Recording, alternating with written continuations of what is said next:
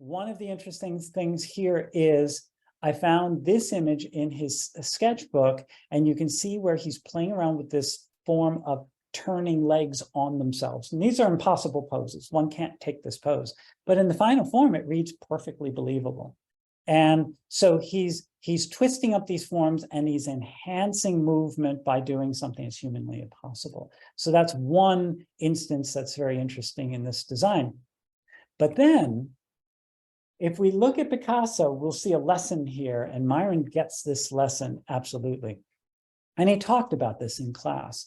So if we look at this Picasso image here, and we look at the female character's hips, if we isolate and just look at the leg from this position, we're seeing really a flat view, side view of the leg.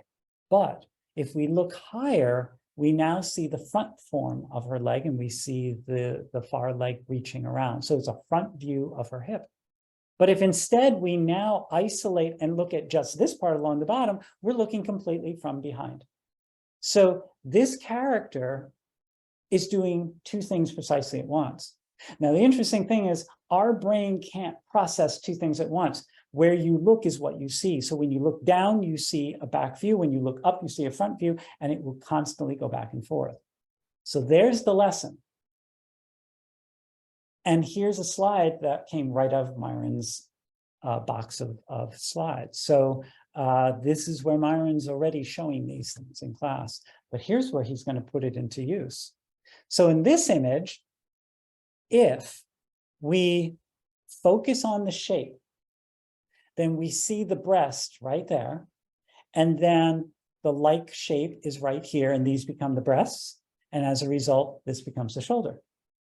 However, contrary-wise, if we focus on color, then this at the top becomes one breast, this becomes the other breast, and this becomes the shoulder.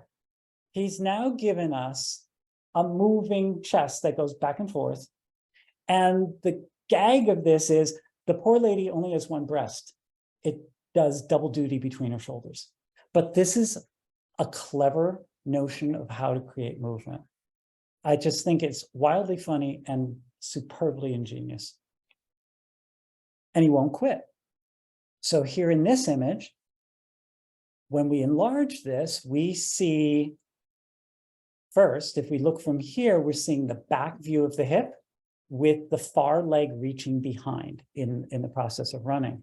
But then when we look at this feature, we see the far leg come full round. We're looking straight into the front of the pelvis, and we're seeing both knees come together in front. Two things at once, simultaneity. That's the meaning of simultaneity.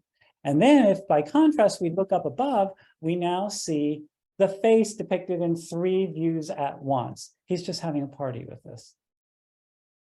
Here we have a frontal face, or is it? Because if we isolate and look at the left, we get the left-facing figure, central-facing forward figure, right-facing face. 3 in 1. Simultaneity.